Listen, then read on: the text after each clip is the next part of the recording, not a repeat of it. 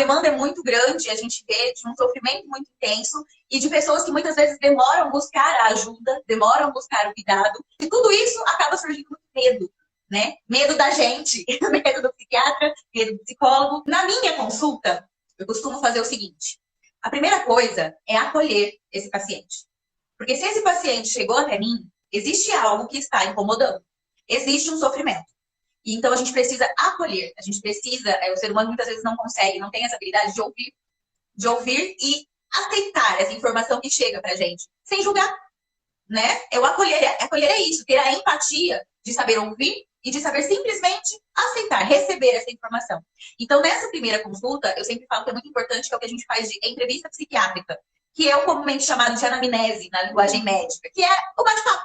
É uma conversa. A gente vai conversar. Né? A pessoa vai me trazer as queixas, vai me trazer as dificuldades que está sentindo, o que vem acontecendo com ela, até ela estar ali conversando comigo. Né? Qual foi a vivência dela? E esse é um momento muito importante. Geralmente, a primeira consulta é um pouco mais demorada, tá? Porque a gente precisa se conhecer. Né? Eu falo que eu vou conhecer toda uma história de vida e a pessoa vai conhecer também essa minha possibilidade. Porque, infelizmente, chegam muitos pacientes falando que mal sentou e já saiu com uma receita de uma consulta. E eu fico muito triste de ouvir isso, porque não é assim comigo. E eu acho que não é assim que funciona, enfim, é a minha visão. Então, uma primeira consulta é bem isso, é fazer uma entrevista psiquiátrica. É claro que o psiquiatra ele vai direcionar essa entrevista, porque a gente precisa de pontos importantes, né, nessa conversa, para que a gente consiga ali criar uma hipótese diagnóstica. Eu sempre falo que numa primeira consulta é muito complicado a gente bater o martelo de um diagnóstico, a gente fechar um diagnóstico, porque a gente está se conhecendo. É uma primeira conversa, né? É só um primeiro momento.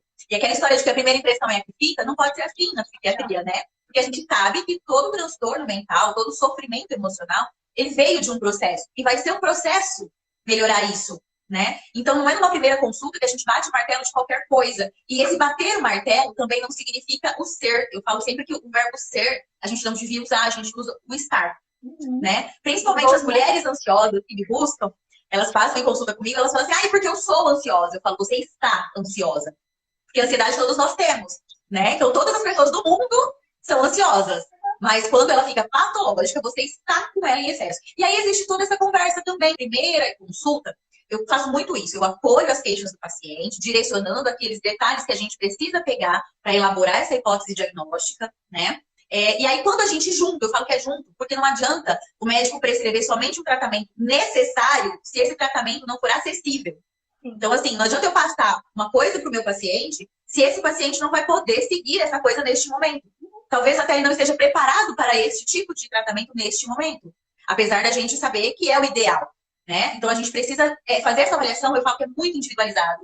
É claro, a gente tem os protocolos que a gente segue, mas cada pessoa é muito individual. Então, o tratamento é personalizado, a avaliação é individualizada. Porque o que é bom para mim nem sempre vai ser bom para você e vice-versa, né? Mesmo a gente tendo a mesma hipótese diagnóstica. Então, esse medo de vir numa consulta, né, de estar numa consulta com um psiquiatra, gente, não precisa ter. Eu sempre brigo, a gente não morde, a gente não arranca pedaço, não vou morder ninguém, não vou ficar dando bronca, puxão de orelha, não é para isso. Não é essa a nossa função. A gente vai ajustar. Se a gente tiver que falar algumas coisas que a pessoa talvez não goste muito de ouvir, não é porque é para puxar a orelha e dar bronca. É para colocar a pessoa num estado de autoconhecimento, de entendimento do que está se passando, porque a pessoa precisa saber o que se passa com ela, entender o que está acontecendo com ela, para que então ela entenda que ela precisa se cuidar, que ela precisa desse tratamento, e aí aceitar esse tratamento, né? E juntas nós vamos ali elaborar esse tratamento, porque foi um processo até chegar nessa consulta. Ela teve toda uma vivência até chegar ali comigo. E aí vai ser um processo a partir dali. Não adianta também a gente criar uma expectativa de que tudo vai se resolver já logo na primeira medicação, ou já logo na primeira mudança de hábito, na primeira semana, hoje eu engoli o comprimido, amanhã tá tudo lindo. Não é por aí. Eu também gosto muito de orientar o paciente sobre essa hipótese que eu estou elaborando. Olha, diante disso tudo que nós estamos conversando, a gente tem aqui alguns critérios que, a princípio, nós vamos trabalhar em cima dessa hipótese X. Tá? Nós vamos precisar aqui, para a gente cuidar de você nesse momento, é indicado, por exemplo, a psicoterapia. Vamos falar aqui, vou dar um exemplo de uma mulher ansiosa. Qual é o protocolo dos transtornos de ansiedade? Psicoterapia, medicação, né? Claro que tudo vai depender da intensidade dos sintomas, né? Da quantidade de sintomas, para a gente poder entrar ou não com a medicação e ajustar essa medicação. Mas, a princípio, a primeira prescrição, e aqui olha só o que eu tô falando, é prescrição médica, psicoterapia. semanal, inicialmente. Então, isso é prescrição. Do mesmo jeito que o médico prescreve um medicamento, o médico prescreve uma psicoterapia, né? Nesse caso que eu estou dando exemplo aqui, seria terapia cognitivo-comportamental semanal. Então, aí a gente prescreve o tratamento junto com o paciente, a gente orienta. Por que eu estou te prescrevendo isso? O que eu espero desse tratamento, a princípio? Né? Nos primeiros dias, o que o senhor vai notar de diferença? O que pode acontecer que o senhor pode sentir? Se for prescrito alguma medicação, eu gosto muito de orientar os possíveis efeitos colaterais. Eu deixo bem claro que a minoria das pessoas sentem efeitos colaterais, mas eles podem vir. Quais são eles? Quanto tempo eles costumam durar? Vão passar? Né? Se é uma coisa que consegue suportar, suporte, porque vai passar. E aí eu explico quando é que esse remédio vai começar a fazer efeito, o que a gente espera desse remédio. Eu deixo bem claro que a gente não pode colocar todas as expectativas na medicação, porque medicação não é milagre. Medicação faz ajuste bioquímico cerebral. Então, aquela bagunça do cérebro vai começar a voltar a ficar regulada, mas tem muita coisa do nosso meio ambiente, no ambiente que a gente vive, que interfere nisso tudo. E aí é o processo da psicoterapia, de estar ali desenvolvendo isso, como lidar, né, comportamentos. Então, não é uma coisa ou outra. É muito importante as duas coisas juntas, porque uma vai trabalhar uma coisa e a outra coisa. Só que essas duas coisas precisam ser trabalhadas. Então, aí dá o encaixe. Então, nessa primeira consulta, quando eu falo que é importante a gente se conhecer, é isso, né? A pessoa busca a gente sabendo que a gente é uma profissional disso, mas não que ela nos conheça ao ponto de se abrir totalmente. Porque existem algumas feridas que estão ali escondidas e ela não quer mostrar para ninguém. Como que ela vai chegar numa pessoa que ela nunca conversou, já pode ter visto em Instagram, já pode ter visto em qualquer lugar, mas nunca chegou e conversou com você mesmo, né? E como que ela vai chegar ali e falar daquela ferida mais escondida dela, que ela nunca contou para ninguém que aquilo dói? É a mesma coisa de você falar assim, você nunca me viu na sua vida, você nunca conversou comigo, mas arranca sua roupa aqui na minha frente. Não é? Ela vai se sentir nua ali para você, se abrindo, colocando. Então, quando que isso vai acontecer? Quando existir esse vínculo, essa confiança. E para a pessoa se sentir confiante, falar assim, não, eu posso conversar com ela? Vem daí, nessa primeira consulta, essa conversa. E ela perceber o quanto você está ali para ouvi-la, para acolher o que ela está te trazendo, sem julgar se é certo, se é errado, se é bom, se é ruim. Não importa, quem somos nós para julgar qualquer coisa? A gente não está aqui para isso. A gente está aqui para direcionar como que ela vai conseguir melhorar. Como que ela vai conseguir sair dessa dor. Então, não importa se é certo, se é errado, como que foi feito. Não importa, não é isso que importa. O que importa é que ela vai trazer pra gente uma dor. A gente vai acolher essa dor e falar para ela, olha, para cuidar dessa dor, a gente precisa fazer isso ou aquilo, enfim, né? Então, esse vínculo, essa confiança, ela é construída. Não é a princípio. Então, não é uma primeira consulta. Eu jamais espero isso de um paciente, tá? Muitas, assim, raras vezes acontece do paciente realmente ficar, assim, despido ali pra gente numa primeira consulta, né? Então, eu já não vou para uma primeira consulta esperando que esse paciente me conte tudo que aconteceu. Não. É um processo. Assim como a psicoterapia vai ser um processo, são algumas sessões, são várias sessões talvez, ou inúmeras, né, sessões, porque são inúmeras questões que a gente muitas vezes precisa trabalhar.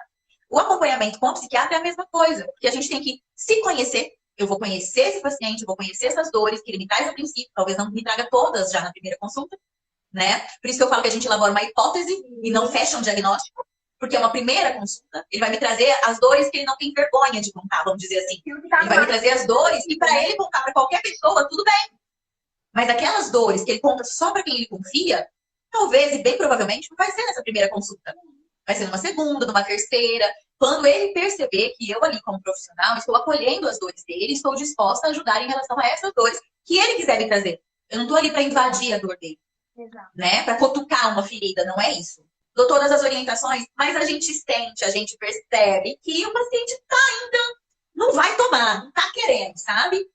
E aí eu falo, olha, vou dar um exemplo para o senhor ou para a senhora.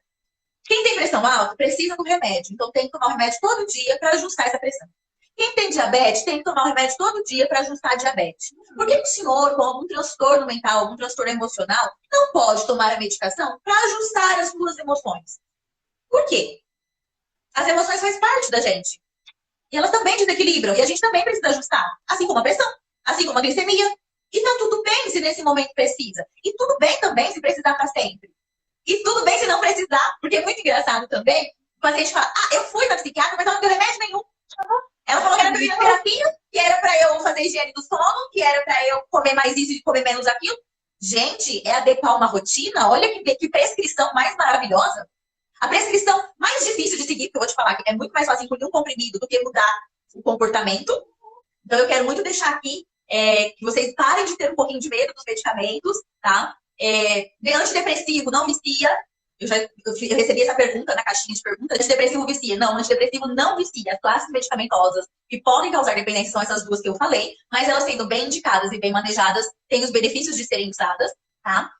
Outras especialidades médicas e outros profissionais são muito bem-vindos para acompanhar pacientes com transtornos psiquiátricos, tá? Por quê? Porque o transtorno psiquiátrico não é só, entre aspas, novamente, remédio, tá? Então, assim, atividade física, alimentação, correção de sono, né? Cuidar deste sono, porque a gente sabe que é muito hormônio envolvido, né? Então, a gente precisa manejar isso. Então, pode ser necessário ir para um oncólogo, pode ser necessário ir para um endócrino, dependendo do transtorno, gente. Um transtorno alimentar, por exemplo, né? Nutricionista, psicólogo, equipe multidisciplinar mesmo. A avaliação física do educador físico, né? Profissional de educação física. Por exemplo, num transtorno alimentar aqui. Um transtorno alimentar, ele precisa de um acompanhamento psicológico, então, psicoterapia, né? O psiquiatra junto com o avaliador físico para prescrever o exercício daquela pessoa, porque a grande maioria não gosta de realizar exercício físico. E não adianta falar assim, vai fazer uma caminhadinha assim, uma caminhadinha assim. Tem que ser o que dá certo para você naquele seu momento. E também não adianta passar assim, a coisa mais mirabolante no mundo, que a pessoa não vai, ela não gosta. Vai pôr ela fazer uma coisa mirabolante? Não vai fazer, né? Alimentação, precisa aprender a comer. E não é aprender a comer, tipo, até que comer um monte de verde agora. Não é isso, gente. E é por isso que é tão importante a avaliação do profissional e o acompanhamento junto, né? Em conjunto. Se curtiu o vídeo, dá um like e compartilha. E não se esqueça de se inscrever no canal para não perder nada que eu vou trazer aqui.